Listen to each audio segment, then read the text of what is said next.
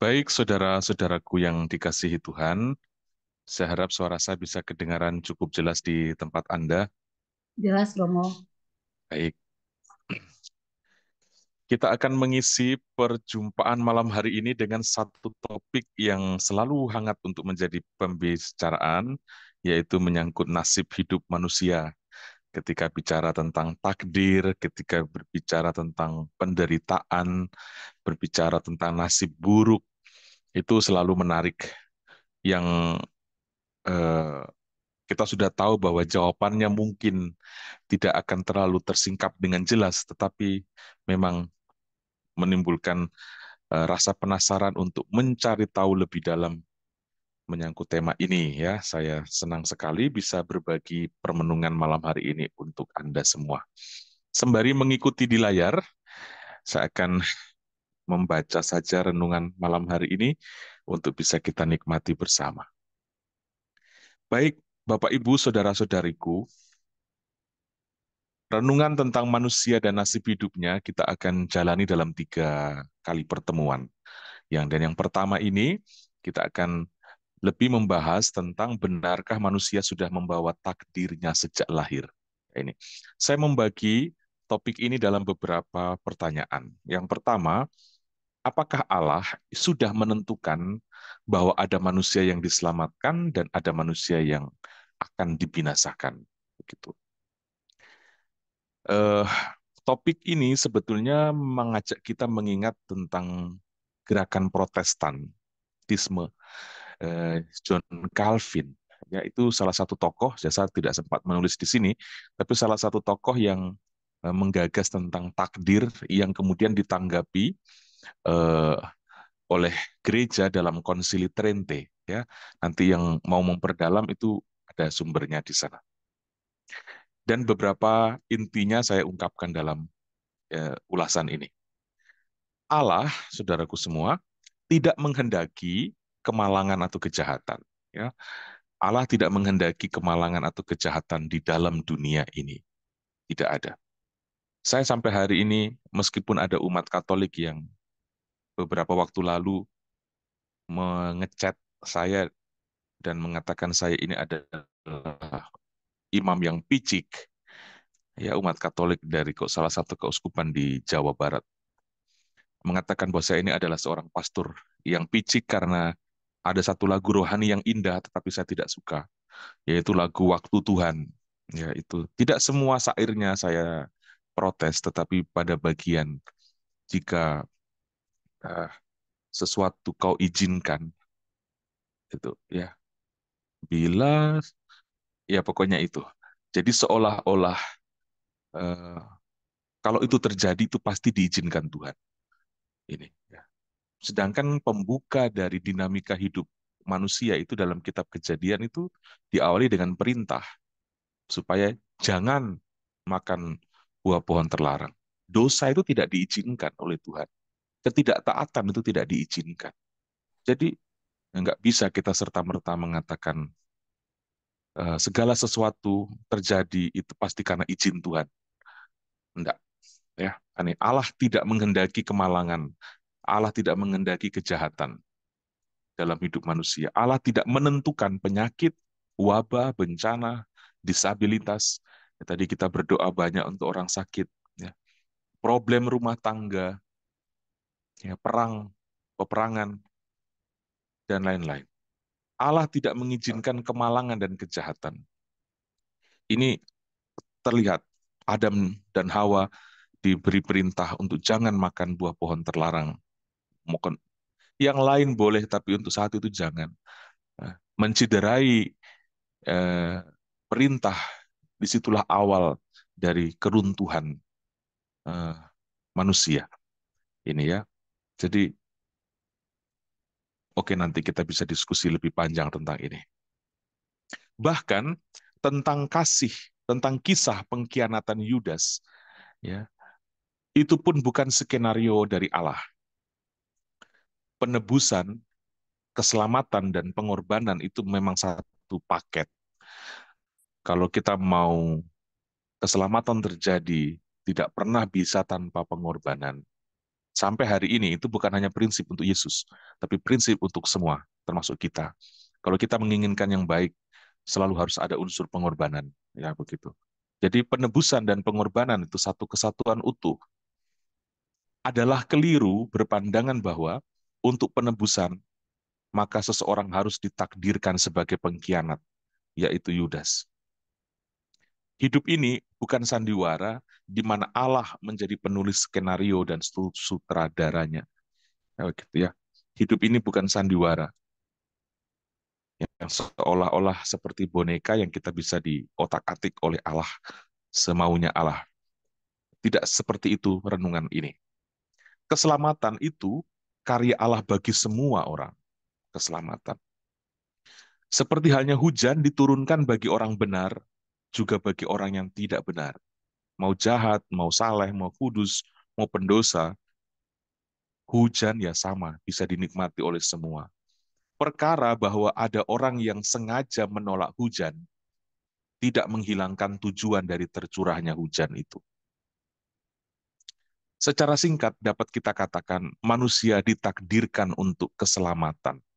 Jadi kalau berbicara tentang takdir, satu hal yang bisa kita bilang bahwa kita ditakdirkan untuk selamat. Ini, ya ini. Kalau itu batasan tentang takdir. Tidak ada hal di luar itu.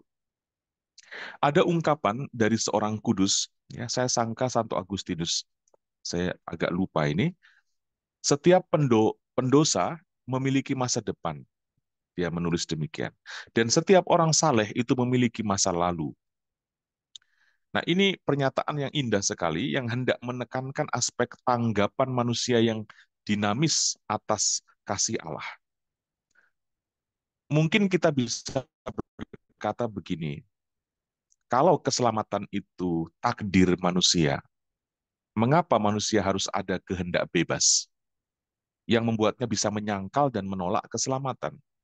Ya ini, kita memiliki kehendak bebas yang oleh kehendak bebas itu kita bisa memilih untuk menjauh dari Allah. Jawabannya kebebasan ini. Kebebasan pada dasarnya adalah tentang kasih. Puncak tertinggi dari kasih Allah yaitu kebebasan pada manusia. Allah mencintai manusia di segala kondisi atau model apapun yang dipilih oleh manusia. Jadi mau modelnya seperti apapun, cinta Allah itu tetap terberi untuk manusia. Ya. Aku tetap mengasihimu sekalipun engkau memilih untuk berdosa dariku. Ini cinta yang tak bersyarat. Ya, Allah mengasihi kita tanpa menuntut kita harus buat ini dan buat itu bagi Dia. Tidak ada noda dosa yang sampai membuat Allah kehilangan kasihnya atas manusia, atas kita. Nah, ini ya. Ini penting untuk menjadi membangun self esteem kita. Tidak ada noda dosa yang sampai membuat Allah kehilangan kasihnya atas manusia. Tidak ada hal dalam dunia ini yang karenanya membuat Allah berhenti untuk mengasihi kita. Ya. Allah mengasihi kita. Bahwa manusia memilih jalur lain, ada manusia yang menjauh dari Allah, dan Allah tahu itu. Dan justru karena itulah, maka kita mengenal ayat ini. Begitu besar kasih Allah akan dunia ini, sampai ia mengaruniakan putranya yang tunggal. Ya. Tujuan dari mengaruniakan putra Allah itu adalah mengasihi tanpa harus melukai yang dicintai. Jadi Allah ingin mengasihi kita tanpa harus mengikat kita. Allah ingin kasihnya itu tidak melukai kita. Alih-alih membuat manusia terluka karena Allah memaksakan cintanya, Allah dalam misteri hidupnya membuat dirinya terluka. Ini unik ya, nanti kita akan rayakan sesudah Natal, kita akan rayakan masa Prapaskah dan Paskah di situ. Demi mengasihi kita, daripada membuat yang dikasihi itu terluka, maka dia sendiri membuat dirinya terluka. Ini luar biasa. Ya, iman kita tidak kita temukan dalam kepercayaan lain, dalam agama lain iman seperti ini. Allah membuat dirinya terluka. Kenapa? supaya manusia mengetahui, menyadari, mengenal, dan mengalami bahwa dirinya dikasihi. Ya, ini luar biasa. Saya merenungkan ini, Bapak Ibu, saya tidak tahu apakah Anda menangkap maksud saya atau tidak, tetapi ini luar biasa. Seringkali mencintai, kalau kita manusia itu mencintai, dan membuat dia yang kita cintai itu terluka karena kadang-kadang cinta membuat kita memonopoli banyak hal. Kita ingin orang itu seikut kita punya mau, dan akhirnya membuat orang yang kita katanya kita cintai itu justru mengalami luka karena cinta kita. Berbeda sekali dengan Allah. Kasihnya kepada kita justru dia tunjukkan dengan membuat dirinya terluka, bukan dengan melukai kita. Ya. Supaya apa? Manusia tahu, sadar, kenal, dan mengalami bahwa kita dikasihi. Ini. Lalu yang kedua, mengapa ada keburukan? Mengapa ada penyakit? Mengapa ada bencana, cacat, dan lain-lain? Jika memang Allah menghendaki kebaikan, dari mana datangnya dan sejauh mana Allah bertanggung jawab atas hal-hal itu? Ini pertanyaan yang sering kita ajukan. Mengapa harus ada penderitaan? Dari mana datangnya? Dan sejauh mana Allah mau bertanggung jawab atas itu? Nah, saudaraku semua, sejak semula, sebenarnya segala sesuatu itu baik adanya. Allah menciptakan segalanya baik. Kitab Kejadian mencatat itu. Segalanya berfungsi baik. Reproduksi berfungsi baik adanya. Pria wanita kawin lahir anak. Angin bertiup, daun berguguran. Hujan turun, ada genangan. Abu vulkanik membuat tanah menjadi subur. Semuanya baik. Dan Allah menjamin itu dalam kata-katanya sendiri. Allah melihat semuanya baik adanya. Namun, kenyataannya, kita manusia di sepanjang sejarah ini banyak yang makan buah pohon terlarang itu. Dalam arti melawan prinsip kebaikan. Dan semua manusia di hari ini, ya, Anda dan saya, adalah hasil dari proses ribuan tahun kehadiran kita di atas muka bumi ini. Bentukan kita sekarang itu hasil dari proses panjang masa lalu. Ya. Kenapa rambut saya harus keriting? Kenapa kulit saya harus hitam? Ya, kenapa saya harus pesek? Ya, kenapa kaki saya harus model seperti ini? Ya, kenapa saya mudah tersinggung? Kenapa saya harus begini dan begitu? Kenyataan kita di hari ini, termasuk kenapa saya punya kecerdasan kok terbatas. IQ saya kenapa hanya segini? Ya. Kenapa saya tidak mampu untuk bernyanyi dengan baik? Kenapa saya hanya bisa memainkan suling dan bukan biola atau hal yang lain? Kenapa saya tidak cakap bermain piano seperti orang sana? Kenyataan kita hari ini adalah bentukan panjang atas masa lalu kita, atas nenek moyang kita di hari-hari sejarah masa lalu. Cacat, penyakit, pola pikir, sistem ekonomi, filsafat, dan lain-lain. Realitas dari hasil proses panjang jatuh bangunnya manusia. Ini. Kalau kita menemukan kelainan genetika ya, pada anak kita atau mungkin pada diri kita sendiri, sistem berkeyakinan, ya, cara berpikir yang membahayakan orang lain misalnya, itu hasil dari melawan prinsip kebaikan Allah yang terjadi dalam proses yang panjang. Allah tidak bisa serta-merta dipersalahkan dan dikambing hitamkan. Kalau kita kesakitan karena tangan kita menyentuh bara api, itu bukan salahnya Allah. Lalu kita bertanya, mengapa Allah harus menciptakan api yang membuat tangan kita kesakitan? Rasa sakit karena menyentuh api justru menyatakan bahwa ciptaan Allah itu baik adanya. Sebab api memang diciptakan untuk panas, dan kulit kita memiliki respon atas panas. Jadi kalau kita menyentuh api dan merasa kepanasan, jangan memaki. Itu bagian dari kesempurnaan ciptaan. Kalau seorang anak terlahir cacat, itu bukan salahnya Allah. Bukan karena kita kurang berdoa. Bukan karena novena kita tidak terkabul. Bukan. Itu pasti ada sistem yang berfungsi baik, tetapi di luar dari apa yang kita bayangkan dan harapkan. Yang bisa jadi juga disebabkan oleh sejarah hidup kita sendiri. Ya. Jadi jangan menjadi orang beriman yang sedikit-sedikit Tuhan.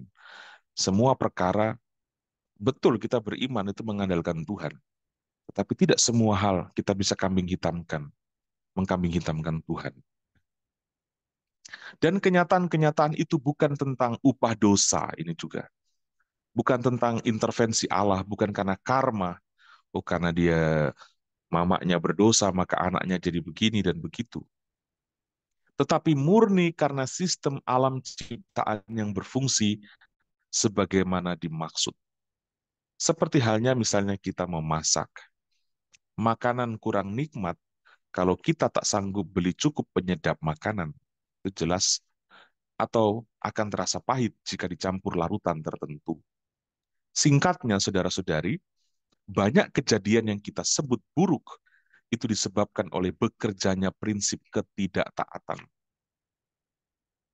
Baik kita pribadi maupun kelompok yang ada di belakang kita di masa lalu.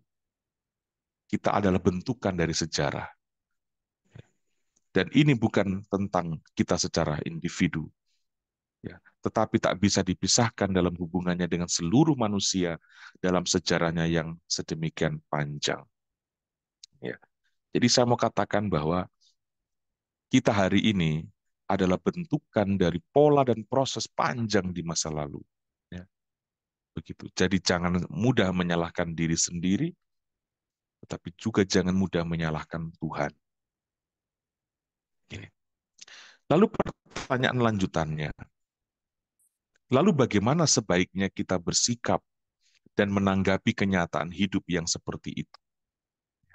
Sejauh mana Allah memiliki peranan dan fungsi? Apakah Allah cuma diam saja dengan itu? Untuk apa kita tetap bertahan untuk beriman kalau nasib tak bisa diubah dengan iman?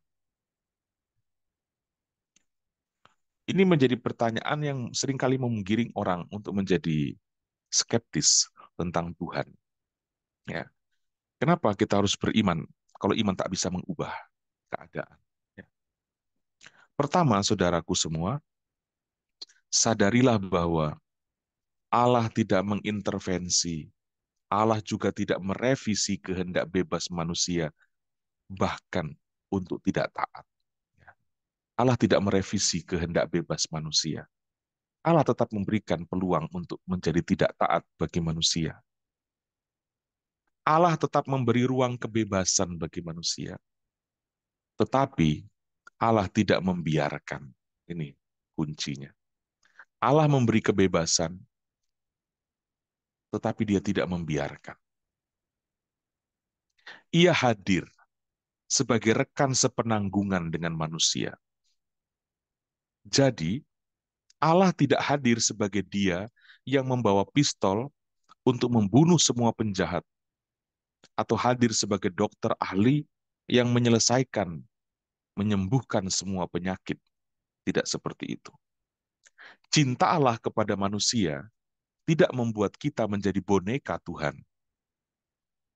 Boneka yang bisa dipindah-pindah sesuai kemauan dari sang pemilik. Tidak. Di hadapan Allah, manusia bukanlah demikian. Allah mengasihi apapun pilihan yang diambil oleh manusia, termasuk pilihan untuk berdosa. Inilah logika kasih Allah di balik kebebasan manusia. Ya. Sekali lagi, Allah memberi kebebasan, tetapi dia tidak membiarkan. Kebebasan tidak sama dengan pembiaran. Ya. Kehendak bebas yang Allah berikan kepada kita manusia tidak berarti bahwa ada pembiaran dari pihak Allah. Karena itulah, dengan misteri Natal, yang baru saja kita rayakan, sampai dengan Paskah nanti, Allah hadir di dalam semua momen hidup manusia, dari kelahiran sampai kematian, dari hal-hal kejayaan sampai pada hal-hal kemalangan, dari hal-hal yang menggembirakan sampai pada hal-hal yang membawa kemurungan. Semua Allah ada di situ. Dari hal-hal yang mengagumkan sampai pada hal-hal yang memalukan, dari sorak-sorai sampai pada hujatan, dari pengakuan-pengakuan sampai pada pengkhianatan, dari peristiwa sehat sampai sakit, dari tegap berdiri sampai jatuh terjerembab, dari tawaria sampai tangisan. Semua momen manusiawi dihadiri oleh Allah. Ya, ini. Tidak ada misteri hidup manusia yang tidak diisi oleh kebesertaan Allah, Immanuel. Dari sinilah, saudaraku, manusia akhirnya menangkap bahwa dirinya dikasihi, ditemani, tak dibiarkan, disertai. Jadi, misteri Allah dalam hidup kita manusia jangan dibayangkan sebagai sosok yang kita minta A, langsung terpenuhi. Kita minta B, langsung terpenuhi. Jadi seakan-akan Tuhan itu, ya saya sering menggunakan bahasa yang agak kasar, sekedar menjadi jembatan atau sarana bagi apa yang manusia mau. Injil hari ini itu bagus, ya, yang ikut misa hari ini. Yesus diceritakan menyembuhkan ibu mertua Petrus. Lalu banyak orang datang disembuhkan. Besok paginya Yesus keluar diam-diam untuk berdoa. Dan ternyata semua orang sudah pada datang lagi, yang sakit apa semua. Ya. Dan para murid bilang, banyak orang mencari engkau. Dan Yesus bilang apa? Mari kita pergi ke tempat lain. Ya ini. Mari kita pergi ke tempat lain. Ya. Sepertinya memang Tuhan tidak terlalu berpikir untuk apa faedahnya mengubah nasib. Kalau orang yang disembuhkan Yesus, toh juga nanti akan mati lagi. Orang yang disembuhkan, toh juga nanti akan sakit lagi. Orang yang dibangkitkan Yesus, yaitu Lazarus, tidak beberapa lama juga akhirnya mati lagi karena dibunuh oleh orang Farisi. Ya. Jadi kalau Allah hanya dibatasi pada pemenuhan kepentingan manusia, sepertinya bukan itu tujuan Allah hadir bagi kita. Dia lebih ingin supaya manusia sadar kabar gembiranya adalah Tuhan tidak membiarkanmu. Dia ada. Allah tidak membuatmu menjadi boneka atau mengutak-atik hidupmu seolah-olah engkau bukan lagi manusia, sekedar sebagai robot yang dikendalikan oleh Allah. Allah tidak ingin seperti itu. Manusia bukan ciptaan yang seperti itu. Karena itu yang kedua, sadarilah bahwa beriman itu bukan pertama-tama soal mengubah nasib. Saya pribadi sampai hari ini, saudaraku semua, saya mulai mencermati bahwa doa-doa saya pribadi tidak lagi berisi permintaan. Saya tidak tahu, saya mulai sadar bahwa kapan saya meminta dalam doa. Saya tidak tahu kapan saya terakhir meminta dalam doa. Saya seringkali sekedar masuk dalam gereja, melihat sakramen Maha Kudus atau ya duduk, ambil waktu khusus di depan tabernakel. Sekedar duduk dan membuat diriku terlihat oleh Dia. Ya, dan mengatakan, Bapak, sekarang imammu ini, saya ini lagi dalam tahap ini. Ya, tak terbersit pemikiran saya untuk menyampaikan, saya punya kemauan itu begini. Ya, mungkin kita beda refleksi dan beda permenungan. Tetapi yang ingin saya bagikan adalah, biarkan Tuhan melakukan apa yang Dia mau atas kita. Jangan pernah mendikte Tuhan. Ya, jangan pernah mendikte. Saya ingat momen ketika Bunda Maria menghadiri perkawinan di Kana bersama Yesus. Dia menyerobot barisan laki-laki dan dia bilang, mereka kehabisan anggur. Dan Yesus mengatakan, apa maumu ibu, saatku belum tiba. Tapi Maria tidak menyebut harus ini, harus itu. Ya, ini gagasan paling bagus untuk apa arti doa sebenarnya. Doa bukan momen di mana kita mendikte Tuhan. Ya. Kita boleh berteriak, tetapi bukan untuk memaksakan kehendak kita supaya terjadi. Ya, lihatlah saudaraku, seorang yang tidak tamat SD,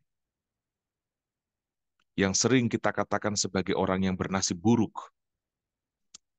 Orang itu ternyata memiliki kontribusi bagi terpasangnya hubungan gereja di ketinggian 40 meter. Yang pasang seng di gereja Anda di sana, di paroki atau di keuskupan Anda, itu bukan pastor paroki, bukan uskup, bukan profesor.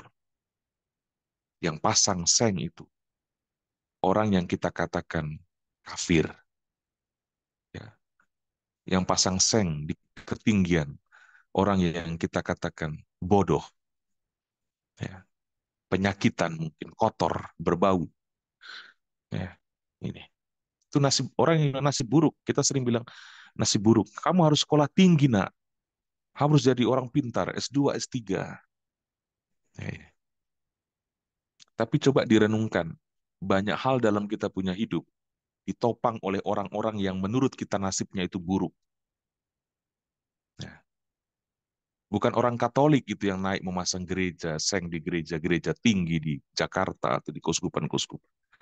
Itu orang-orang yang kita sering kritik imannya. Ya, itu. Ini sebuah tamparan juga untuk kita. Begitu.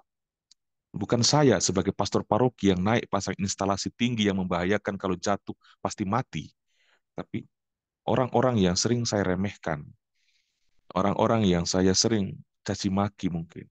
Saya bilang bodoh dan saya sering menghimbau umat, belajar tinggi-tinggi, jangan jadi orang miskin, jangan jadi orang bodoh. Maka tidak akan lagi ada orang yang mau pasang seng, perbaiki bumbungan, karena semuanya jadi profesor.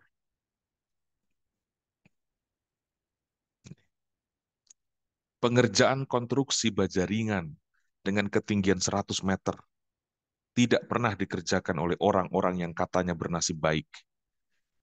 Profesor, dosen, konglomerat, uskup, pastor, tidak.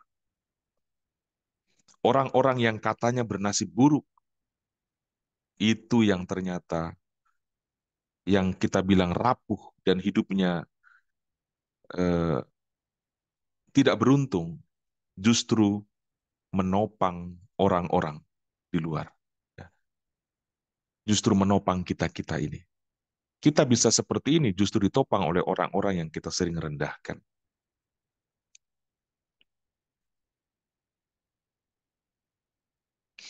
Orang-orang yang katanya bernasib baik, ternyata rapuh. Saya sering sadar itu ya. Saya ini ternyata saya ini sebagai pastor, kalau tanpa seorang kostor yang hanya tamat SD itu, saya ini tidak bisa apa-apa. Begitu. Dan Anda juga, saudaraku, saya ingin renungan malam ini menyadarkan kita semua itu. Ya. Kehebatan kita itu ditopang oleh orang-orang yang bagi kita tidak hebat. Jadi jangan sombong, jangan ada kesombongan. Ya. Tahun 2025 lepaskan kesombongan. Ya. Kecantikanmu, kemolekanmu, ketampanan, kepintaran, kekudusanmu. Engkau bisa ke gereja dengan baik dan memuji Allah yang agung itu justru karena gerejamu dikerjakan oleh orang yang kita sering sebut kafir.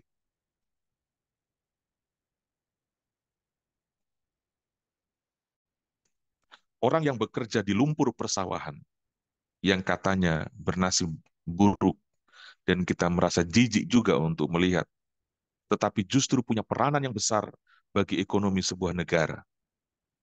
Jadi, apa itu nasib baik? Apa itu nasib buruk dalam kacamata orang beriman? Tidak ada. Harusnya tidak ada. Tidak ada yang disebut nasib baik, nasib buruk.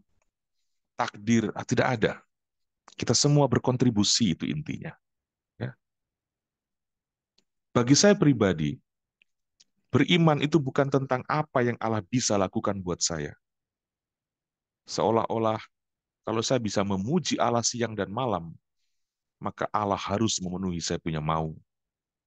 Itu kecongkakan paling ekstrim. Jadi, beriman itu bukan tentang apa yang Allah bisa lakukan buat saya, tetapi tentang apa yang bisa saya berikan bagi Allah. Namun, cara berpikir seperti ini, itu hanya bisa kalau kita berangkat dari iman akan Yesus Kristus. Orang tak punya Yesus, dia tidak akan pernah bisa sampai pada titik iman ini. Hanya dalam iman akan Yesus Kristuslah orang tidak lagi mengutuki nasib. Ya. Jadi kalau yang ikut peserta Zoom ini masih memiliki kadar-kadar tertentu untuk mengutuki nasib, mungkin perlu untuk dievaluasi kadar kecintaan kepada Kristus. Orang yang memiliki iman yang benar akan Kristus, dia tidak akan mengutuki nasib, tapi justru menemukan arti dan makna hidup dari setiap fakta dan keadaannya. Karena itulah Yesus harus menjadi sumber dan pokok iman. Ya. Hanya dialah kita bisa mengerti apa itu hidup, mengapa kita hidup, dan bagaimana kita harus hidup. Oke, kesimpulan terakhir ya dari catatan ini. Dalam bingkai iman kita sebagai orang Katolik, tidak ada pengajaran bahwa manusia ditakdirkan untuk miskin, manusia ditakdirkan untuk kaya, manusia ditakdirkan untuk cacat atau untuk sempurna, tidak ada. Ya. Jangan bilang bahwa, oh harus ada orang cacat supaya kita belajar untuk mencintai. Bukan seperti itu logikanya. Oh harus ada orang jahat supaya kita punya alasan untuk berbuat baik.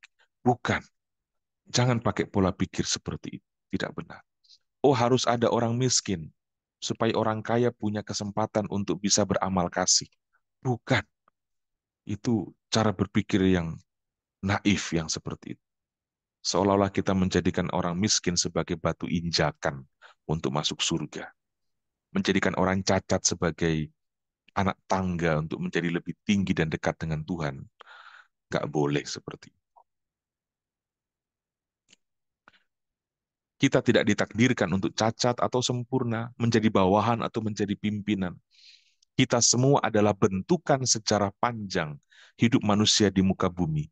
Jangan sombong. Ya.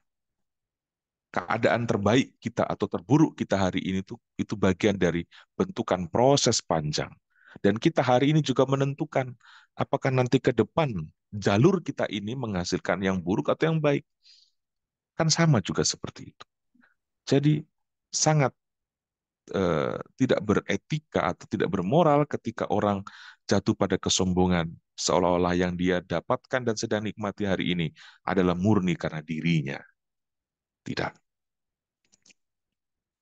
Pengkotak-kotakan, stigma, label, penggolongan kaya, miskin, pintar, bodoh adalah bagian evolusi pemikiran saja. Ya. Sebab pada hakikatnya bukan orang kaya yang turun tangan mengatasi banjir dan tanah longsor.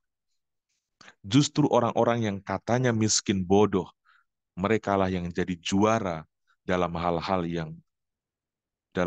kemanusiaan. Ya. Saya sering mengalami itu. Ketika naik mobil, ada pohon tumbang. Bukan orang yang memiliki mobil Alphard atau sedan, Ford atau apapun yang turun untuk menghilangkan, menggeser pohon tumbang, tapi orang-orang yang kurus kering, bawa bawa parang, ya, gergaji gitu. Ya, justru mereka. Ya. Jadi siapa yang unggul di sini ya? Siapa yang sejati di sini begitu? Ya. Saya mengawali tahun 2025 ini dengan merenungkan banyak tentang hal itu. Justru orang-orang yang sering dikelompokkan pada lapisan terbawah yang memungkinkan distribusi sembako bisa sampai ke pelosok-pelosok negeri sebagai kuli pikul di pelabuhan dan lain-lain. Oke, saudara-saudari, ya, manusia dan nasibnya. Ya, pada pertemuan kita yang pertama ini, saya ingin mengajak Anda untuk sadar tidak ada eh, tidak ada patokan nasib. Allah tidak menentukan anak itu terlahir sebagai orang miskin dan jadi kuli, so tidak. Tetapi apapun yang kita temukan hari ini sejarah bahwa saya terlahir sebagai orang dari Chinese, saya terlahir dari Bugis, dari Jawa, saya terlahir sebagai orang dengan tingkat pengetahuan tinggi, saya terbentuk dengan keterampilan bermusik yang baik atau tidak bermusik yang baik, ya. Itu bagian dari sejarah yang membentuk kita. Jadi jangan sampai membuat kita pongah. Kalau kita tetap harus menggunakan kata takdir, maka yang saya bisa katakan adalah manusia ditakdirkan untuk dicintai oleh Allah. Dan justru karena ditakdirkan untuk dicintai, maka dia memberi hidupnya. Itulah yang terjadi ketika seorang yang tidak tamat sekolah tetap memiliki kontribusi besar, tetapi yang berpendidikan tinggi juga memiliki kontribusi besar. Saya punya guru SD, ketika saya pulang kampung, dia begitu-begitu saja, seperti dulu. Rumahnya masih begitu-begitu saja, tetapi dia punya anak-anak murid yang sudah sukses semua. Saya punya guru ekonomi di SMP. Dia dulu mengajari tentang cara mengatur keuangan, tapi dia hidupnya begitu-begitu saja, tidak meningkat. Sementara orang-orang yang dia ajar itu sudah hebat-hebat semua. Saya menjadi pastor, paroki bahkan. Tetapi saya renungkan, supaya ada orang yang tidak begitu-begitu saja, memang harus ada orang yang rela untuk begitu-begitu saja. Ya ini. Kalau semua orang berhasrat untuk jadi profesor, untuk maka tidak akan ada yang jadi profesor. Seperti itu. Ya. Harus ada orang yang merelakan diri untuk biasa-biasa saja, supaya ada generasi yang terbentuk tidak biasa-biasa saja. Manusia yang menangkap cinta Allah, itulah orang-orang yang bersyukur dan bersuka cita dalam hidupnya. Jadi, jangan sekarang mengutuki nasib, apapun yang sedang terlihat fakta hidupmu, syukuri dan bertanya, Tuhan, apa yang bisa saya buat dari keadaanku yang seperti ini? Saya sudah oma-oma, umur saya sudah 70 tahun, Tuhan. Apa yang bisa saya persembahkan bagimu di umurku seperti ini? Begitu. Saya punya penyakit jantung koroner, saya punya penyakit epilepsi, saya kena migrain yang sulit tersembuhkan. Tuhan, daripada saya capek meminta terus untuk disembuhkan, kira-kira Tuhan mau apa yang bisa saya buat untukmu di balik kenyataanku yang seperti ini? Ini. Itu iman yang lebih tinggi daripada berlutut setiap hari untuk memohon kesembuhan. Akhirnya membuat kita tidak kontribusi apapun pada dunia, hanya sibuk memohon dan memohon. Itu iman, Bapak Ibu. Ya. Jadi, mari kita melihat nasib kita dan apa dari nasib ini yang bisa saya berikan dan persembahkan bagi dunia ini. Daripada mengutuki, daripada memikirkan terlalu panjang, terlalu lama, lebih baik apa yang bisa saya produksi dari fakta keterhadiranku saat ini. Nah, semoga ini bisa menjadi pengantar untuk renungan di pertemuan kedua atau ketiga tentang manusia dan nasib hidupnya. Tuhan memberkati kita semua. Amin. Terima kasih Romo Aba yang sudah menyampaikan materi renungan pada malam ini di pertemuan pertama, yaitu benarkah manusia sudah membawa takdirnya sejak lahir? Baik Romo, saya melihat di kolom chat sudah banyak beberapa pertanyaan yang sudah masuk. Tapi sebelum kita menjawab semua pertanyaan yang sudah masuk itu, izinkan kami supaya bisa mendokumentasikan acara pada malam ini. Mohon kepada suster, ibu bapak, saudara-saudari terkasih, silakan membuka kameranya. Nanti saya minta tolong kepada Bu Silva untuk mendokumentasikan acara pada malam ini. Baik, silakan Bu Silva. Baik, terima kasih Bu Yeni. Mari Ya, Bapak Ibu, kita berikan senyumnya untuk membuka hati kita buat Tuhan ya. Satu, dua, tiga, empat, lima, enam, tujuh, delapan, sembilan, 10. Baik, saya kembalikan Bu Yeni. Terima kasih Bapak Ibu. terima kasih Bu Silva yang sudah mendokumentasikan acara pada malam ini. Baik Romo, sebelum kita menjawab pertanyaan, izinkan saya untuk menyampaikan informasi yang akan saya sampaikan kepada Ibu Bapak, Saudara-saudari kita yang sudah join pada malam ini. Info persembahan kasih. Suster, Ibu Bapak, Saudara-saudari terkasih, untuk kita dapat mengikuti acara ibadah kerahiman ilahi dan renungan melalui doa koronka dan pembelajaran firman Tuhan, serta untuk mendukung pelayanan komunitas mujizat kerahiman ilahi, silakan suster, ibu bapak, saudara-saudari yang berkenan memberikan persembahan kasihnya untuk komunitas mujizat kerahiman ilahi dapat ditransfer ke rekening BCA dengan nomor 504-028-5956 atas nama Regina Yoselin Lim SE. Bukti transfer dapat dikirim ke nomor WA 62811 657238. Saya ulangi, persembahan kasihnya untuk komunitas mujizat kerahiman ilahi dapat ditransfer ke rekening BCA dengan nomor 504-028-5956 atas nama Regina Yoselin Lim SE. Bukti transfer dapat dikirim ke nomor WA 62811 657238. Terima kasih untuk persembahan kasihnya. Tuhan Yesus memberkati. Baik Romo, saya akan mulai membacakan pertanyaan yang sudah masuk di kolom chat. Pertanyaan pertama dari Bapak Biantoro Muntilan.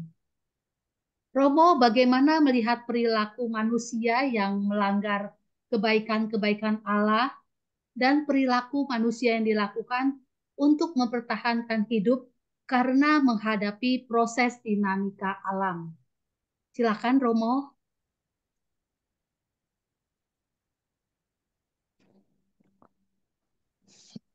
Oke, bagaimana ya pertanyaannya? Tentang bagaimana menanggapi perilaku manusia yang sering melawan. Ya. Eh, Ya ini, kalau kita berangkat dari topik hari ini bagian dari kebebasan itu. Ya. Kehendak bebas kita, toh juga menggiring kita pada kemauan untuk tetap berada pada terang atau pada kegelapan seperti itu. Ya. Dan banyak orang memang kenyataan real dalam kita punya sejarah hidup harian kita yang carut marut, ya, justru lebih banyak memilih untuk jatuh pada kegelapan daripada tetap bertahan pada terang. Ya, ini realitas, tetapi itu tidak membuat kasih Allah pada mereka itu terhenti. Ya, tidak. Jadi jangan sangka bahwa membenci Allah membenci kejahatan, tetapi tetap mencintai si penjahat. Ya, begitu. Allah tetap mencintai manusia. Allah memberantas kejahatan. Dia ingin supaya manusia tidak berpihak pada kejahatan. Tetapi Allah tetap tidak bisa mengibuli dirinya sendiri untuk tetap mengasihi sang penjahat. Begitu.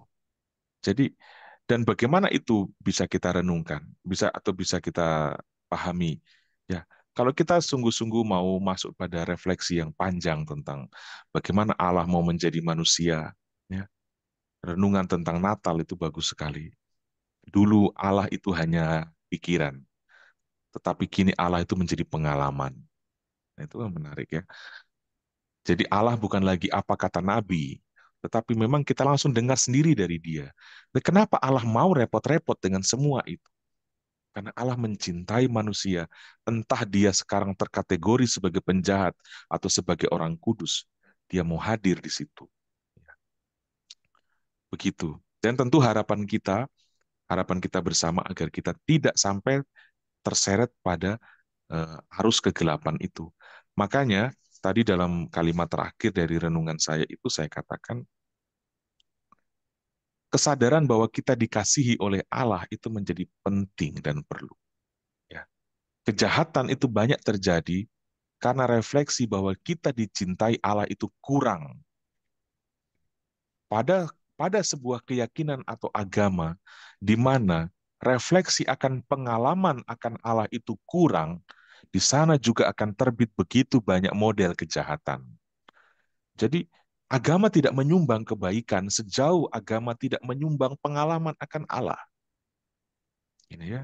Jadi agama yang hanya menyumbang pemikiran Allah, pemikiran tentang Allah, agama yang akan menyumbang banyak penganut yang lebih menyerempet pada kejahatan daripada kebaikan.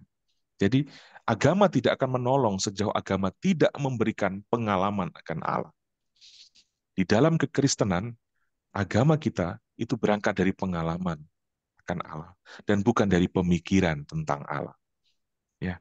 Makanya bahasa kasih menjadi bahasa yang disuarakan terus karena hanya orang yang punya pengalaman akan Allah yang bisa berbicara tentang kasih di situ, ya. Mungkin itu sedikit yang bisa saya tanggapi dari pertanyaan Bapak. Baik, terima kasih Romo untuk jawabannya. Semoga Pak Biantoro menjawab ya atas pertanyaan yang tadi sudah disampaikan oleh Bapak kepada Romo. Baik, untuk pertanyaan kedua Romo dari Bapak Arminto dari Alam Sutra. Jika Tuhan Maha Baik, mengapa ada manusia yang terlahir dalam penderitaan atau mengalami nasib buruk sepanjang hidupnya? Bagaimana jika dikaitkan dengan kisah Ayub yang soleh, taat, namun mengalami tragis penderitaan secara beruntun? Silakan Romo. Baik, ya ini saya dikasih tema ini itu sebetulnya berat sekali ya. Itu pertanyaan-pertanyaan seperti ini tuh emang nggak akan pernah bisa habis dan tuntas, Bapak. Ya. Sampai kemudian Allah sendiri yang akan menjawabnya nanti. Gitu. Ya. Penjelasan imam atau buku-buku ataupun ya sedikit membantu mungkin merangsang kita cara berpikir tapi tidak akan cukup banyak menolong ya. Hanya iman yang dalam akan Kristus kalau kita memang menyatu dengan Dia dan kita tahu bahwa oh ini jawaban dari dinamika ini, kita hanya bisa temukan dalam kesatuan akan Kristus dan bukan dari keterangan-keterangan termasuk keterangan saya. Tapi baik, begini, kalau Allah itu baik, kenapa harus ada kejahatan? Ya, tadi saya bilang, Allah tidak menginginkan kejahatan itu.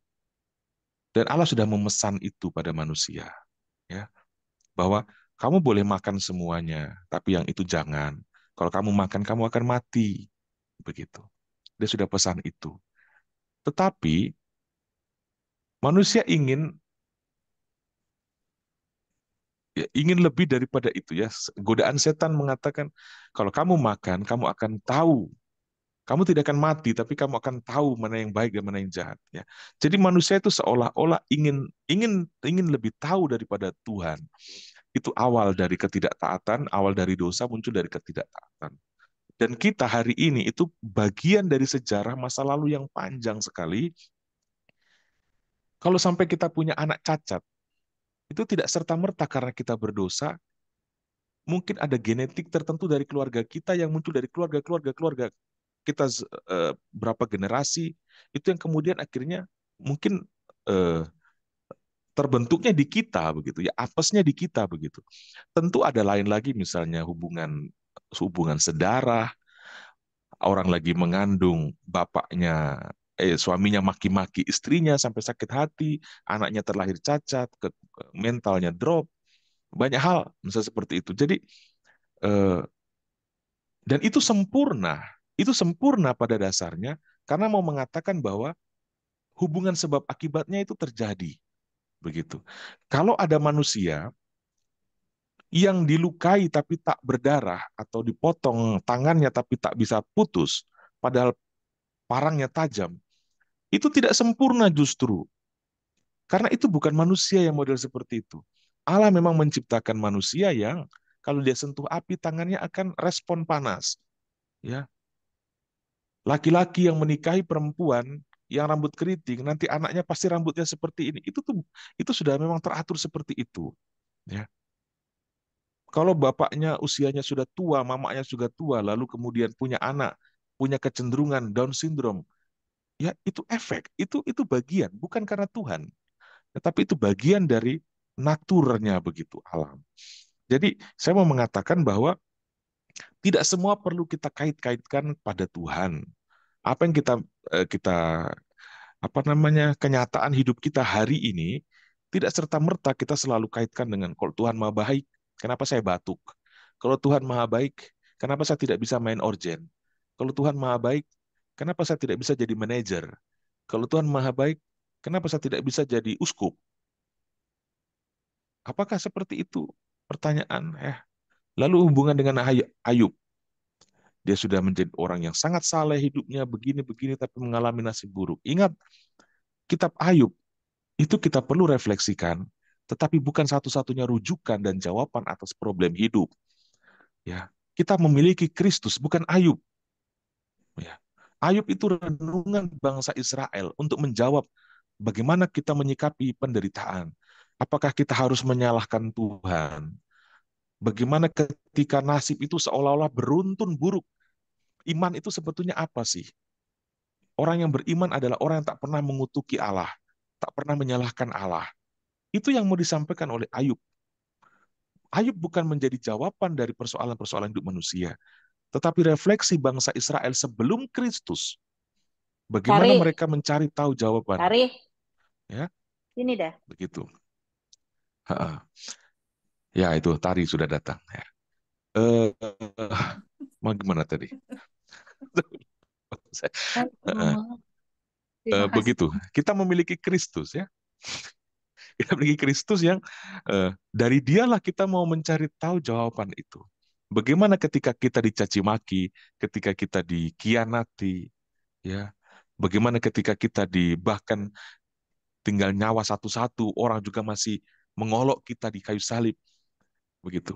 Itu bagaimana kita menghadapi fenomena itu, kenyataan hidup kita itu kita temukan juga dalam hidup Kristus, bukan dalam Ayub. Ya. Kalau kita selalu merujuk pada Ayub, membela membela keterangan-keterangan ketika ada seorang pastor yang menerangkan tentang Kristus, selalu dia bilang, bagaimana tentang Ayub? Ya, jadi saja orang Israel, jadi orang Yahudi, ya jangan jadi orang Kristen. Rujukan terakhir kita atas hidup itu Kristus, bukan Ayub. Kita boleh belajar dari perjanjian lama, tetapi kesempurnaan pengenalan akan Allah itu kita temukan dalam Kristus, bukan dalam nabi-nabi, bukan dalam Ayub atau apapun. Ya. Kita perlu baca Ayub, perlu mengenal dia, tetapi puncak dari renungan tentang hidup manusia dan Allah itu pada Kristus. Begitu. Baik, Ya, Romo, Ibu. terima kasih untuk jawaban yang sudah Romo sampaikan. Selanjutnya, Romo, tadi di dalam materi Romo kan ada menyampaikan bahwa Allah memberi kebebasan bagi manusia, tetapi Dia tidak membiarkan kebebasan tidak sama dengan pembiaran. Yang ingin saya tanyakan, kenapa Tuhan membiarkan orang menderita karena orang tersebut salah memilih pasangan hidupnya dalam hidup berkeluarga? Pertanyaan kedua, kalau Tuhan sudah mengetahui orang ini akan menderita nantinya atau ia tidak bahagia di dalam kehidupan rumah tangganya karena ia memilih pasangan hidup yang berbeda keyakinan atau beda agama, kenapa Tuhan tidak mengingatkan atau mengarahkannya dari awal? Atau setidaknya kenapa Tuhan tidak memisahkan hubungannya saja waktu saat dia pacaran sebelum dia memutuskan untuk melangkah ke jenjang pernikahan untuk membina keluarga? Mohon Romo jawabannya. Terima kasih. Berat ini ya. Ya. Baik, kalau kita menanyakannya seperti itu, lalu apa artinya kita manusia? Ya, ya. Kalau misalnya kita bilang bahwa kenapa sih Tuhan tidak dari awal ya, Tuhan tidak tidak mengintervensi semua hal gitu. Ternyata makan daging babi itu bisa membuat kolesterol tinggi. Kenapa kenapa Tuhan tidak tidak kenapa Tuhan harus ciptakan babi? Gitu. Kalau sudah tahu bahwa yang menyebabkan kanker serviks atau kanker payudara itu adalah ini, kenapa Tuhan ciptakan alat reproduksi? Gitu ya. Akhirnya nanti ujung dari semua itu, kenapa Allah harus menciptakan saya? Itu nanti akhirnya begitu. Akhirnya titik depresinya adalah kenapa harus ada penciptaan? Begitu kan. Itu sudah di luar jangkauan kita, saya sangka. Ya, gitu. Oke, itu baik, benar saja sebagai sebuah pertanyaan, tapi tapi eh, saya harap itu bukan pertanyaan yang muncul dari sebuah iman yang sehat. Ya. Tapi kalau keimanan kita benar-benar sehat, saya sangka pertanyaannya bukan pada itu, ya, bukan pada eh, kalau Tuhan tahu bahwa saya punya anak ini nanti akan lahirnya cacat mentalnya, kenapa dia tidak kasih gugur saja? Kalau Tuhan tahu bahwa nanti jodoh ini akan membuat sakit hati dan kecewa, kenapa kenapa dia dia tidak gagalkan dari awal? Kenapa kita tidak tanya kalau tahu bahwa nanti Yesus akan disalibkan, kenapa Bapa membiarkan Yudas menjadi muridnya Yesus? Begitu ya. Nah, apakah harus seperti itu kita menanyakan hidup kita ya? Ya, tentu tidak, tentu tidak. Tapi yang lebih bijaksana adalah eh, tadi saya bilang kebebasan, ya kebebasan. Allah memberikan ruang kebebasan, kehendak bebas pada manusia, tetapi Dia tidak membiarkan. Kebebasan itu ciri dari kasih. Justru kalau begini ya, kalau saya mengasihi seekor burung, saya sayang sama seekor burung, lalu burung itu saya taruh di sangkar, saya kasih makan dia, tapi saya kurung dia. Seumur hidupnya dia disangkar terus. Apakah itu kasih? Ya kan? Saya mencintai seekor burung kutilang atau apa gitu. Burung ya, burung apa? Cucak rowo atau apa. Saya sayang sekali burung ini. Aduh, setiap pagi saya kasih mandi, tapi saya kurung dia. Apakah itu sayang? Tentu tidak ya. Begitu. Logika kasih adalah kebebasan. Ketika kita membiarkan burung itu terbang, menikmati udara, berlincah dari cabang ke cabang, di situ kita bisa mengatakan saya mencintai burung, saya mencintai lingkungan, begitu. Tapi ketika saya membatasi, mengintervensi banyak, itu bukan lagi kasih itu. Jadi kalau kita mengatakan Allah adalah kasih, lalu kita mengharapkan bahwa Dia mengekang kita, tidak boleh memilih jodoh, harus diatur dari awal. Kalau itu kenyataannya, kita tidak akan pernah bisa mengatakan Allah adalah kasih. Nggak bisa. Ya, gitu. Saya tidak tahu apakah ini bisa memberikan keterangan atau tidak, tetapi saya harap seperti itu ya. Eh, Bagaimana Ibu ya? Saya jadi bingung sendiri. Mm-mm. Mungkin mau umpan baliknya bagaimana? Mungkin ada tanggapan dari Ibu tentang jawaban saya tadi? Ya, Halo? silakan Ibu yang bertanya tadi. Oh, saya kira Ibu. Ya, silakan.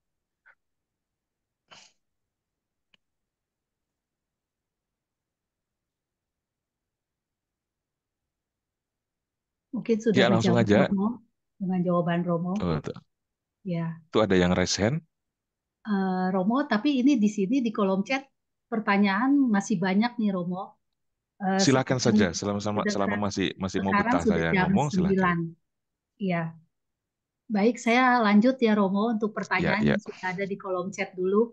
Mohon maaf ya Ibu Bapak yang bertanya secara resen. Saya akan mendahulukan pertanyaan yang sudah masuk di kolom chat terlebih dahulu.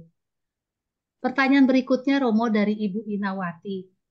Mohon bertanya Romo, banyak kisah dalam perjanjian lama di mana Allah menghukum orang yang dianggap fasik. Bagaimana pendapat Romo? Yang kedua, beberapa kisah orang kudus, mereka justru ingin menderita bagi Allah. Seolah Allah senang bila kita menderita. Mohon pencerahannya Romo, terima kasih. Silakan Romo. Allah tidak senang kita menderita, ya. Dia tidak mau kita menderita.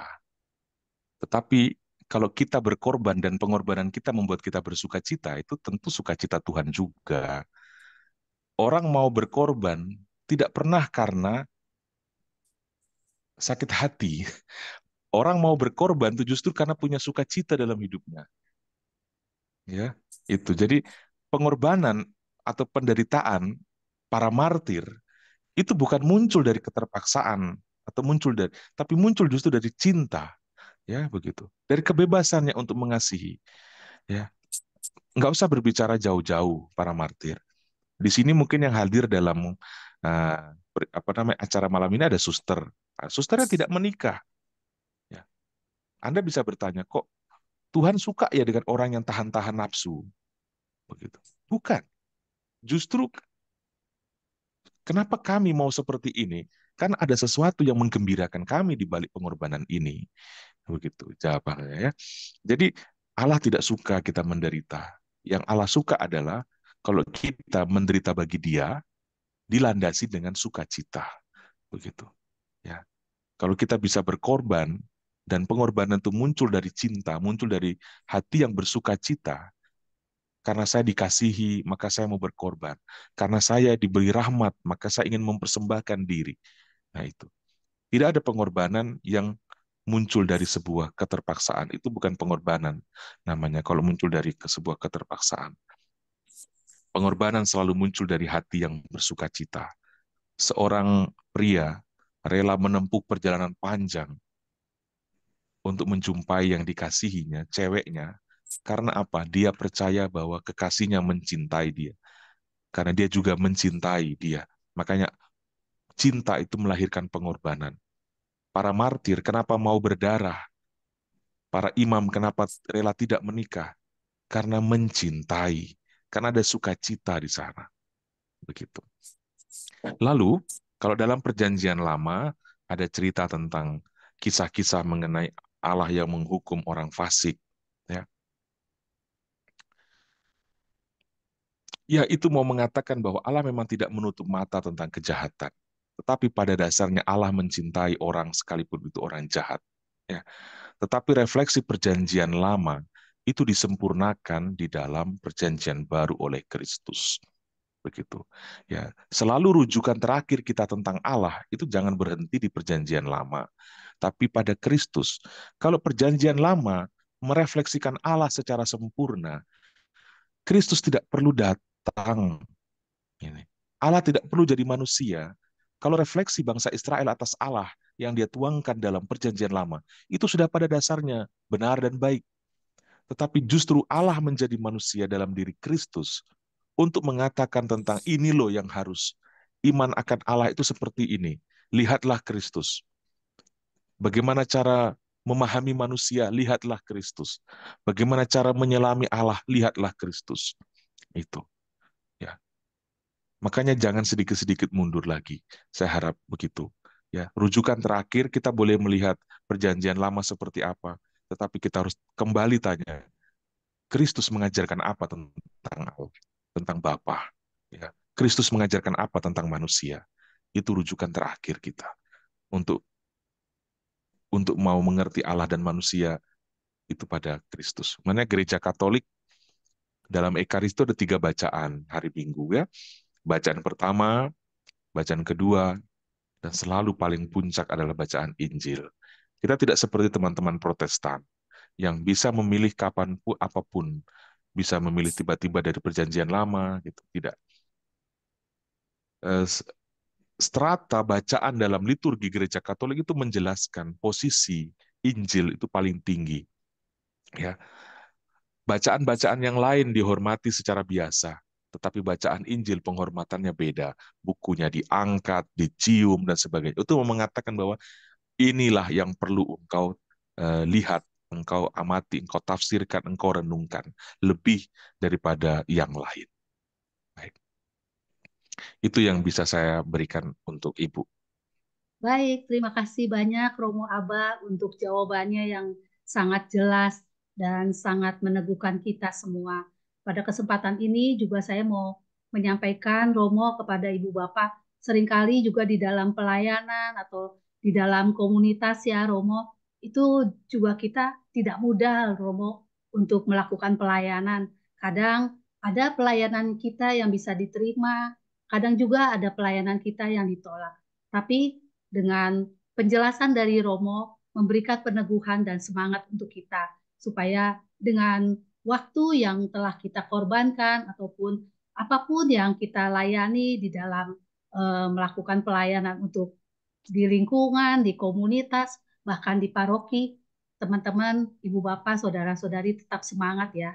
Kita tetap melihat salib Kristus, Kristus yang rela mati untuk kita demi menebus dosa-dosa kita.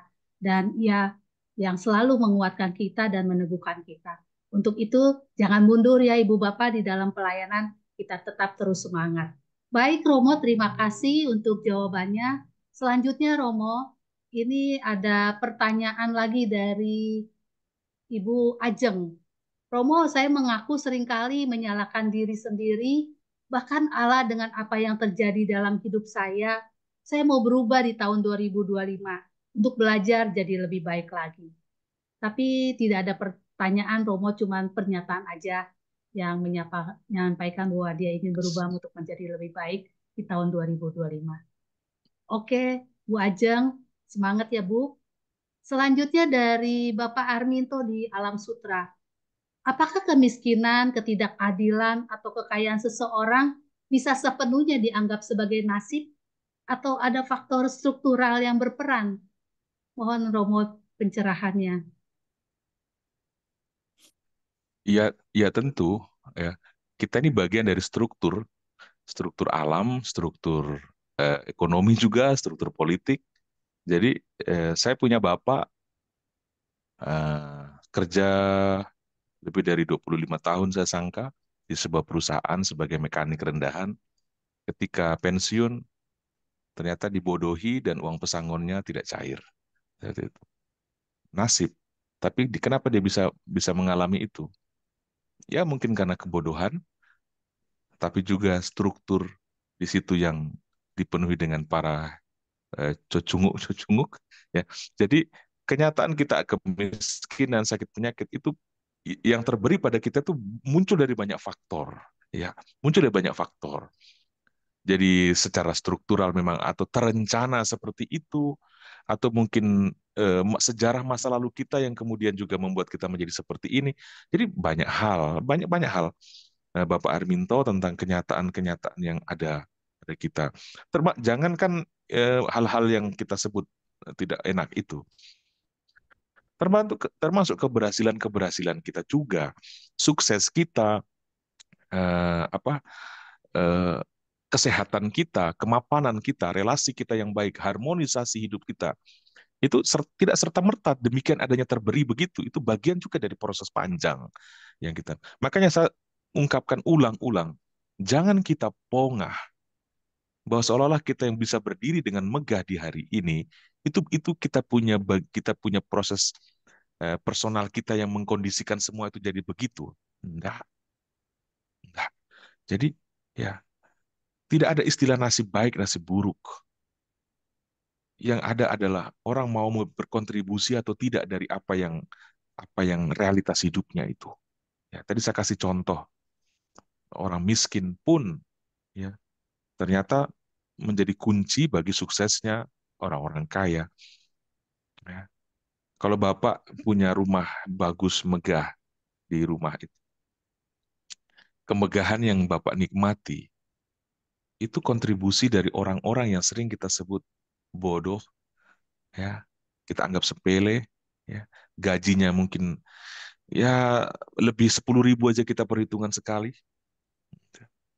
Itu loh, ya, itu yang terjadi sebenarnya. Begitu. Saya eh, merenungkan ini, akhirnya saya punya rasa mencintai dalam sekarang. Ya, saya rasa ada sesuatu yang berubah di beberapa bulan terakhir dalam hidup saya.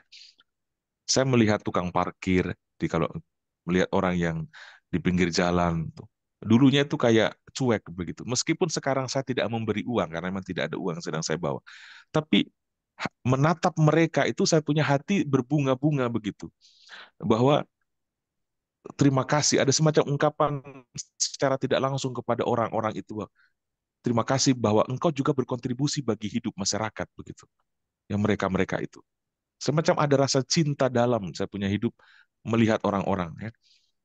Ketika hujan-hujan, tukang parkir pakai payung yang sudah bengkok-bengkok lalu mengarahkan itu, lalu kita cuma kasih 2.000 atau 5.000, itu sudah memberi senyum yang sangat luar biasa bagi Bapak yang bersangkutan. Ingat, nasib buruk, nasib tidak baik atau tidak baik, itu hanya bahasa kita. Di mata Allah tidak ada namanya nasib-nasiban itu. Yang ada adalah realitasmu seperti itu, kau mau berkontribusi atau tidak dalam hidup ini bagi bagi orang lain, bagi sesama, bagi gereja atau apapun, bagi kemanusiaan. Itu saja. Ya. Kalau engkau punya lebih, berkontribusilah lebih. Kalau engkau punya sedikit, jangan menjadi alasan untuk tidak berkontribusi. Begitu. Begitu Bapak Arminoto. Ya. Baik Romo, terima kasih untuk jawaban Romo. Selanjutnya dari Ibu Esther Fitri. Romo, maaf mau bertanya soal pernyataan Romo kalau beriman dan Allah selalu menyertai kita.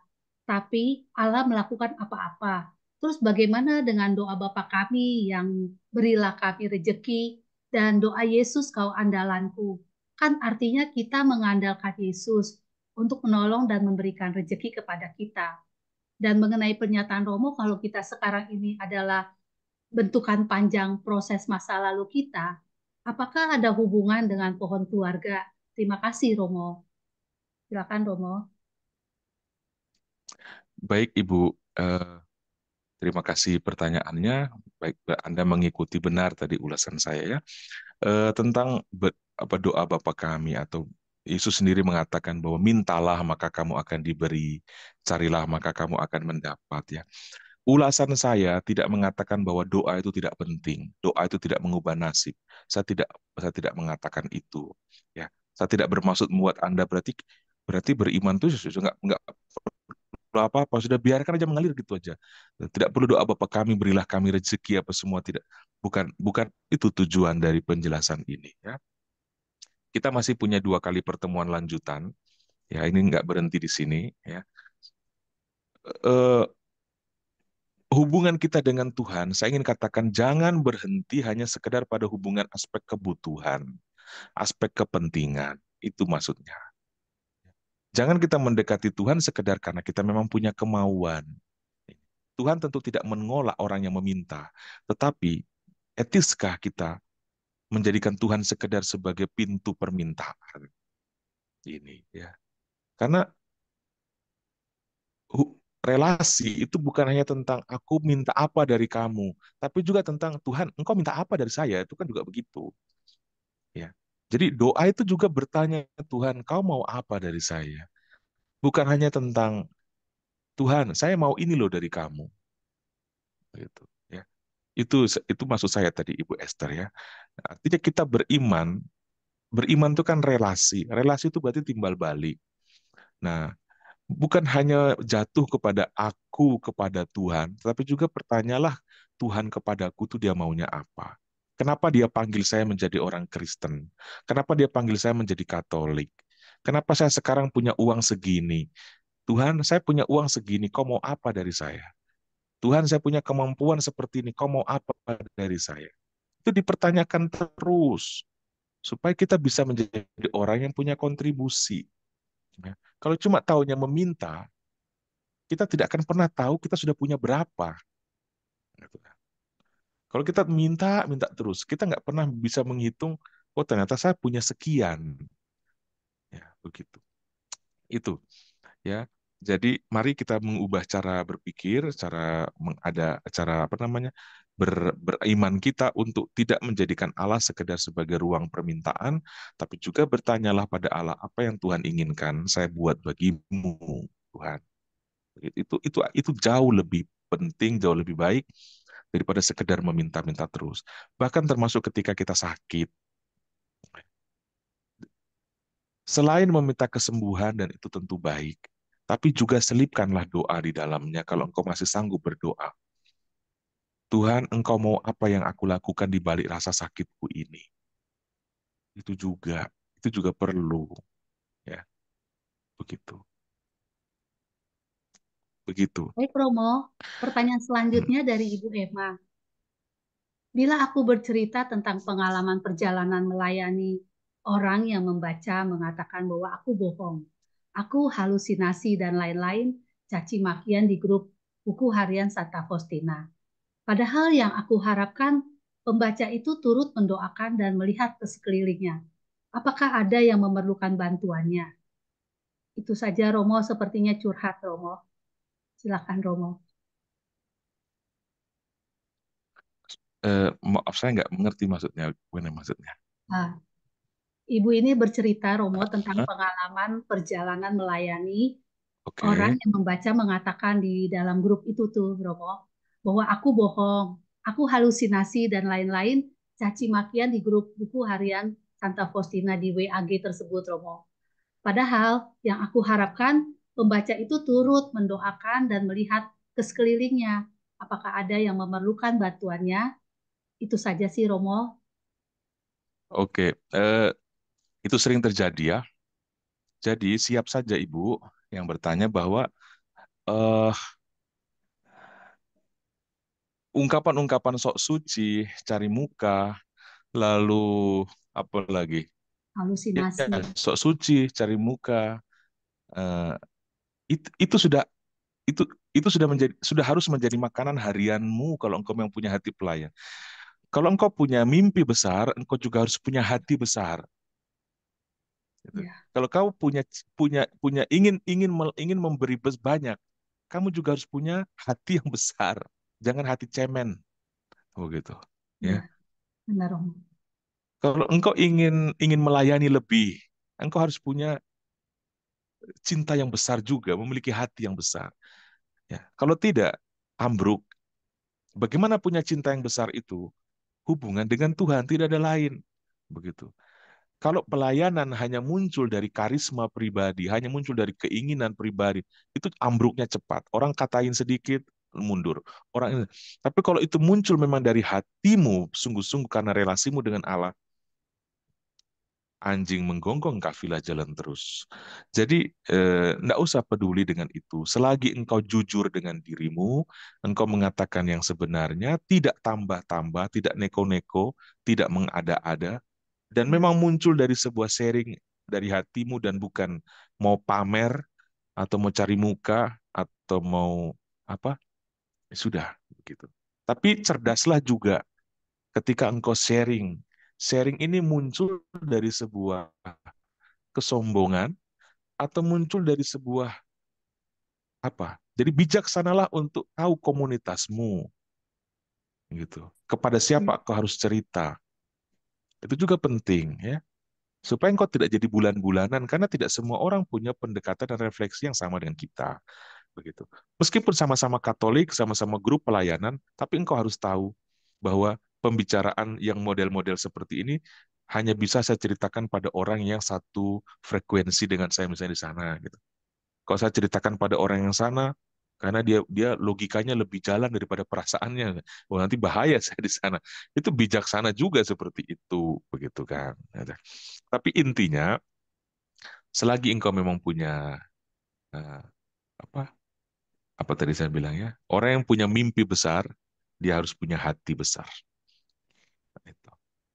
Nggak usah stres, Ibu. Jalan terus kalau memang itu engkau lakukan atas dasar kasihmu pada Allah. Ya. ya. Terima kasih Romo untuk Baik, jawabannya yang Ibu. sangat meneguhkan.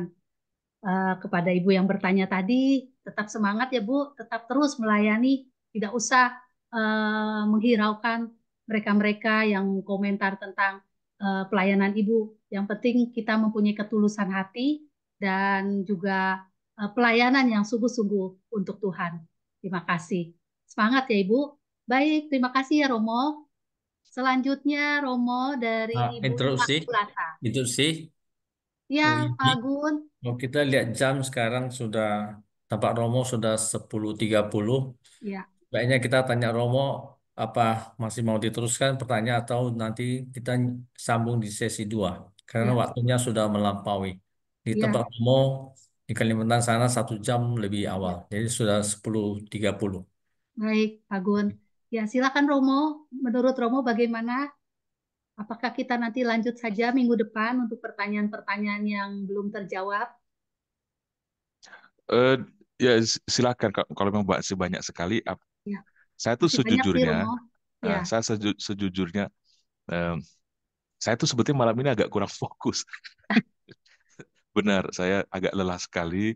eh, karena begini, saya mau sharing sedikit ya ya, sambil kami punya Taman Maria di sini. Itu ditunjuk oleh Bapak Uskup itu menjadi tempat situs untuk tahun jubileum oh, ya selama ini. ya, Jadi ya namanya di pedesaan, kami di pedesaan ada Taman Maria, mungkin ibu saudara-saudari yang beberapa kali dengan saya pasti tahu begitu.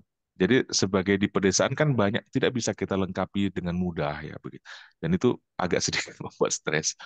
Bagaimana membuat pintu porta sancta itu dan sebagainya gitu. Tadi saya barusan nelpon, makanya tadi terlambat karena telepon ya, dengan tukang besi, bu- janjian besok mau datang ke sini untuk dan jauh itu sekitar 4 jam dia harus naik motor ke sini baik. begitu. Nah, Ya, seperti itu. Jadi mohon maaf memang agak agak kurang. Tapi silahkan selagi saya tidak membosankan pembicaraan saya malam ini, silahkan dilanjutkan. Saya menyediakan waktu untuk Anda. iya. Terima kasih banyak Romo. Sebaiknya kita lanjutkan minggu depan saja ya Romo untuk pertanyaan-pertanyaan yang belum terjawab karena kita Sayang. melihat waktunya juga sudah eh, jam setengah 10 di Jakarta, di tempat Romo juga sudah semakin larut malam. Mungkin ada beberapa lah dipilih yang mungkin mendesak sekali untuk ditanyakan kah atau bagaimana? Baik, Mau yang di resen aja ya Romo, yang sudah angkat Oke, oke. tangan. Saya lihat dari tadi.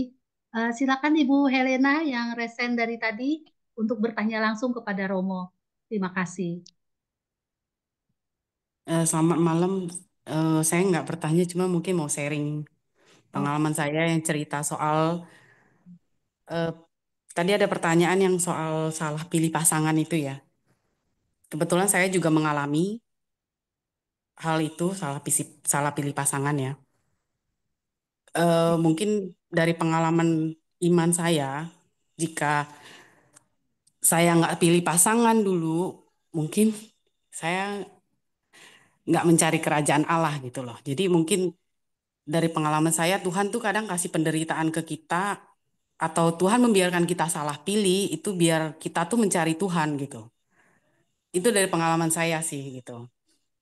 Terus eh kayak Tuhan nggak peduli sebenarnya peduli waktu saya itu pengalaman pribadi saya waktu saya mau menikah itu banyak sekali terjadi hal-hal yang tidak mengenakan yang sebenarnya bisa membuat saya nggak melanjutkan pernikahan itu tapi karena saya sendiri yang ngotot ya akhirnya saya menikah ya salah saya sendiri toh gitu nah saat itu pun saya tidak mencari kerajaan Allah saya nggak baca Alkitab saya nggak tahu tentang firman Tuhan gitu kan yang ternyata setelah saya mengalami eh, hal yang buruk itu, barulah saya mencari Tuhan, barulah saya baca Alkitab, barulah saya mendekat kepada Tuhan. Nah, dari situ dari Alkitab saya baru tahu ternyata Allah itu di Alkitab itu nyuruh kita tuh cari pasangan yang sepadan, yang sepadan dan seiman juga gitu. Nah, jadi setelah baca Alkitab baru saya memahami ya balik-balik sebenarnya apa yang Allah kasih tahu ke kita tuh sebenarnya semua sudah ada di Alkitab, cuman kitanya aja yang nggak tahu gitu loh. Jadi kita yang salah pilih gitu nah. Mungkin itu sih terus kayak ya intinya kan ada kayak firman juga yang bilang carilah dulu kerajaan Allah maka semuanya akan ditambahkan kepadamu. Nah, carilah kerajaan Allah itu ya adanya semuanya di Alkitab toh gitu. Nah, cuman dulunya karena saya yang maksudnya karena nggak deket dengan Allah, makanya saya salah pilih. Tapi ketika saya salah pilih pun Allah pun nggak meninggalkan saya gitu loh.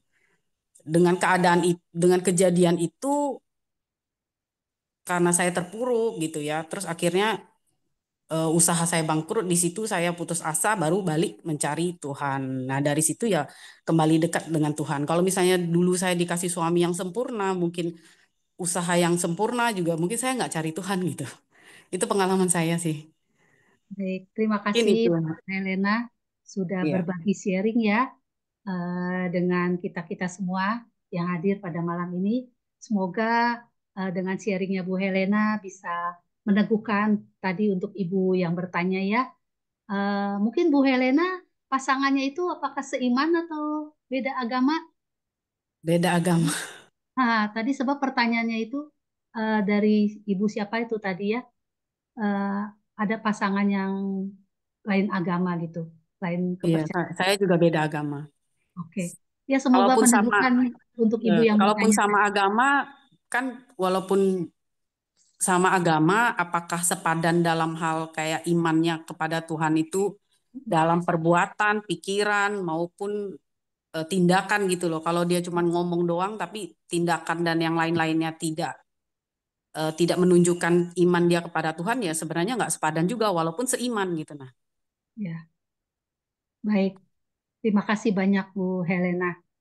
Sama-sama. Baik Romo, kita akan akhiri pertemuan kita pada malam ini. Untuk pertanyaan-pertanyaan yang sudah masuk, saya mohon bantuannya kepada Pak Gunawan atau Bu Silva untuk merekap pertanyaan yang belum terjawab oleh Romo Aba. Bu Yeni, Selanjutnya saya akan Bu persilakan Yeni, kepada Pak Gunawan Bu untuk Yeni, maaf Bu menyampaikan kata Yeni. penutup. Halo Bu Yeni, maaf. Ya, Bu Esther, kenapa ya? Tadi saya ada pertanyaannya tuh dua ke Romo loh Bu. Satunya lagi yang mengenai pernyataan Romo yang proses pembentukan panjang yang membuat kita menjadi saat ini itu apakah ada hubungannya dengan pohon keluarga itu belum dijawab Bu Yeni. Oh, ya Romo, silakan Romo untuk Maaf menjawab ya Romo, satu makasih ya. pertanyaannya lagi katanya yang mengenai pohon keluarga, Romo. Iya, Boleh diulangi Bu eh, Esther? Bu Maksud Esther, tadi kan Romo bilang kan kondisi kita saat ini apa yang terjadi menderita ataupun sakit penyakit itu adalah proses panjang ya. sehingga terbentuk kita sampai saat ini lah itu apakah ada hubungan dengan pohon keluarga yang dulu sampai populer gitu loh Romo terus kan sempat dilarang juga kan Romo itu aja sih. Makasih ya Mo. Baik, baik silakan Ibu. Romo. Baik ya. Jadi memang gereja itu pernah semacam tidak setuju atau menaruh apa namanya eh, mengajak umat beriman untuk tidak terlalu menaruh percaya pada pohon keluarga atau apa ya. Itu berhubungan dengan kenyataan bahwa seolah-olah nasib hidup manusia itu tidak ada intervensi, tidak ada peranan Tuhan di dalam sejarah hidup manusia, maksudnya begitu. Yang dimaksudkan oleh gereja itu bahwa hal ikhwal dalam hidup kita itu mau tidak mau, percaya atau tidak percaya, Tuhan turut ambil bagian di dalamnya. Seperti itu. Sedangkan kalau mentah-mentah menerima pohon keluarga itu, seolah-olah sejarah itu terbentuk tanpa Tuhan, begitu. Apa yang kita alami sekarang seolah-olah Tuhan tidak ikut campur. Memang murni hasil evolusi atau murni dari proses seperti tadi saya bilang proses ilmiah atau proses natural saja begitu. Memang ada hal-hal tertentu dalam kita punya hidup memang seperti itu. Tetapi renungan saya tidak mementahkan iman kita bahwa hidup kita itu juga Tuhan hadir di dalamnya dan turut berproses bersama kita di sana. Saya mau katakan itu, ya, begitu. Jadi kalau misalnya kita kembali lagi pada pertanyaan kita miskin, kita sakit atau apa itu, memang pertama bagi saya pribadi janganlah terlalu cepat untuk mengkait-kaitkan dengan oh ini Tuhan mau ya saya sakit. Oh Tuhan memang menginginkan saya miskin. Tidak. Tetapi kenyataan kita sekarang yang seperti ini itu bagian dari proses sejarah. yang juga Tuhan hadir dalam sejarah itu tentu. Pohon keluarga itu mau meniadakan peranan Tuhan sebenarnya ya dalam sejarah hidup manusia. Sejarah itu bahasa Inggrisnya itu history. His itu dia, laki-laki, story itu cerita. Jadi sejarah itu sebetulnya ceritanya dia laki-laki. Dia laki-laki itu siapa? Allah. Jadi sejarah hidup kita itu sebetulnya cerita dari Allah. Sejarah hidup manusia itu adalah cerita Allah sebenarnya. Nah, pohon keluarga itu dianggap membahayakan iman karena seolah-olah tidak perlu ada Tuhan di situ. Jadi kita manusia itu terbentuknya nasib kita manusia itu ya murni itu loh. Karena kamu kawin dengan sana begini-begini jadi gini-gini. Seolah-olah tidak ada Tuhan di sana. Itu ya pohon keluarga itu bisa yang oleh gereja dianggap sedikit membahayakan itu di situ. Penjelasan saya tadi mau mengatakan hadirnya kita saat ini itu bagian dari proses ketidaktaatan, dinamika itu, proses dinamika ketaatan, ketidaktaatan bergabung menjadi satu iman, pemberontakan, pengkhianatan, ya, kepercayaan pada Allah, tapi juga ada sehingga membentuk kita seperti yang sekarang ada. Itu yang saya maksudkan nanti dengan apa namanya Ibu yang menghubungkan kalau dihubungkan dengan pohon keluarga. Begitu Ibu. Oke, jelas. Jadi, Makasih, Mo, ya. jadi kita yang ada di hari ini itu nggak serta-merta jeblek hari ini seperti itu, begitu. Jadi anak kita yang lahir hari ini seolah-olah, oh Tuhan memang mengaruniakan anak kita, jadi kalau anak itu cacat, berarti Tuhan yang memang mencacatkan. Itu yang saya tidak ingin kita orang beriman itu memikirkan seperti itu. Kalau saya terlahir dalam keluarga yang hanya punya sepeda, berarti oh Tuhan memang menciptakan saya untuk hadir di rumah yang hanya punya satu sepeda. Itu naif yang seperti itu cara berpikirnya seperti itu ya. Mari kita melihat sejarah kakek nenek kita dan sebagainya. Tapi jangan lupakan juga peranan Tuhan dalam sejarah itu. Maksudnya begitu. Oke, jelas, Mo. Makasih ya, Mo. Makasih banyak. Oke. Baik, terima kasih banyak Romo Abah. Itu ada yang protes tadi tuh yang katanya banyak pertanyaan nggak dia itu. Ya, tapi jangan khawatir ya Ibu Bapak. Saya sudah minta tolong Bu Silva atau Pak Gunawan untuk direkap Ya, pertanyaannya. bisa Nanti dijawab akan melalui dijawab. WA aja ya, Romo. Nanti akan dijawab minggu Iya. depan kita ketemu Nanti lagi dengan Romo saya Abah. saya janji pertemuan berikut saya akan siapkan fisik saya dengan sungguh-sungguh. Mohon Ya, maaf, Romo. Terima kasih Romo, jaga kesehatan selalu ya Romo. Tuhan selalu memberkati karya-karya dan perutusan Pelayan Romo. kita semua. Baik, saya persilakan Amin. kepada Bapak Gunawan untuk menyampaikan pengumuman dan ucapan terima kasih. Silakan Pak Gun. Wah, banyak terima kasih Romo Abah. Temanya sungguh sangat menarik untuk kita semuanya. Karena itu ada hubungannya dengan kehidupan kita. Juga tadi sharing-sharing dari teman-teman, itu memang itu hal-hal yang terjadi.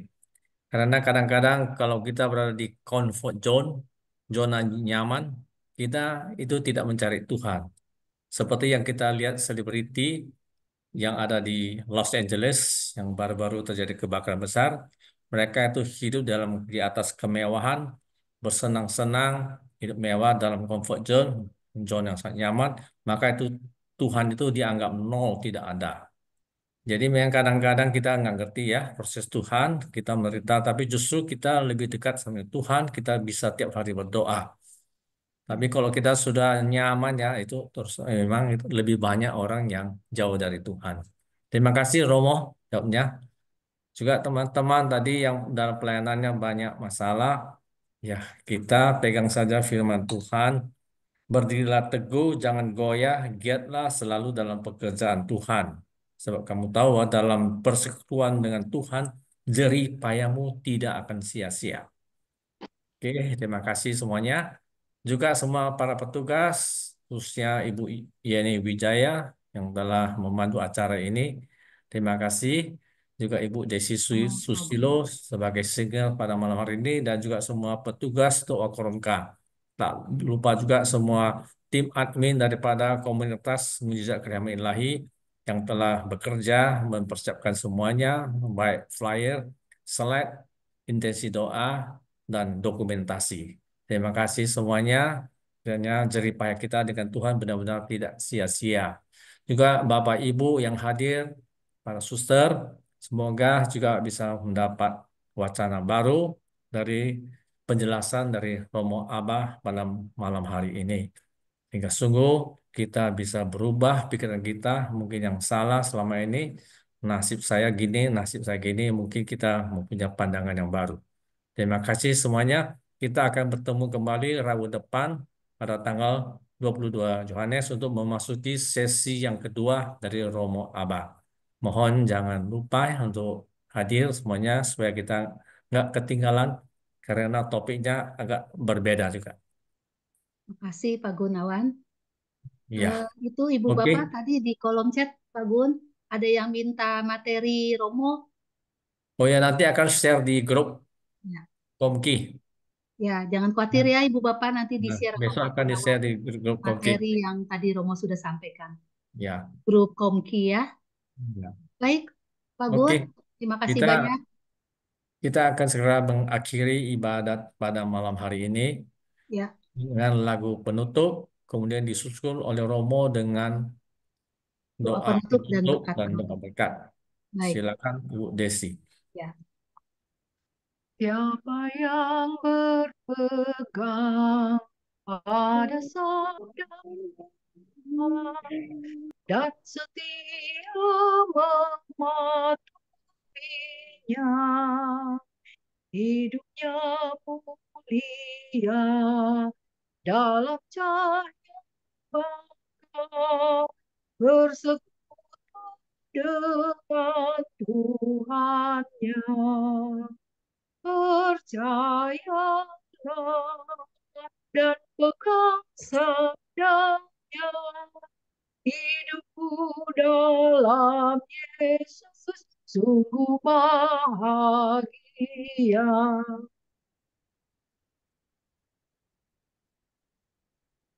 Silakan Romo untuk menutup dengan doa penutup dan berkat penutup. Marilah kita berdoa. Allah yang Maha Kudus, kami mengucap syukur untuk perjumpaan pada malam hari ini. Banyak misteri dalam hidup ini yang tidak serta-merta dapat kami pahami dan kami mengerti. Tetapi yang kami tahu, bahwa di dalam Engkau, hidup kami tidak akan pernah terlupakan. Meskipun kami tak sungguh mampu menafsir atau membayangkan, memikirkan, mengolah kejadian-kejadian dalam hidup ini. Tetapi satu hal yang kami percaya, kami dikasihi oleh-Mu. Engkau mencintai kami, dan Engkau takkan meninggalkan kami, seperti apapun rupa, kejadian, fakta, dan realitas hidup ini. Karenanya kami mohon Engkau memberkati kami dalam persiaran hidup, khususnya selama tahun baru ini, di tahun 2025 ini. Semoga arah hidup kami semakin baik, kami semakin naik kelas, kami semakin mampu mencintai, dan semakin menyadari cinta-Mu. Berkat-Mu turun atas kami semua, memberikan kesembuhan, memberikan rahmat, kesegaran pada iman, dan pada kehidupan kami masing-masing, memberikan kekuatan dalam pelayanan kami. Berkat Allah tercurah atas kita semua dalam nama Bapa dan Putra dan Roh Kudus. Amin. Amin. Terima Terima kasih banyak kasih. Romo Abah. Terima kasih Malam. juga. Bapak yang Ya. sudah join Sama, di Bang. Bapak Ibu sekalian, salam Oke. hari ya Ibu Bapak. Terima kasih Ya, Romo dan baik. semuanya. Selamat malam.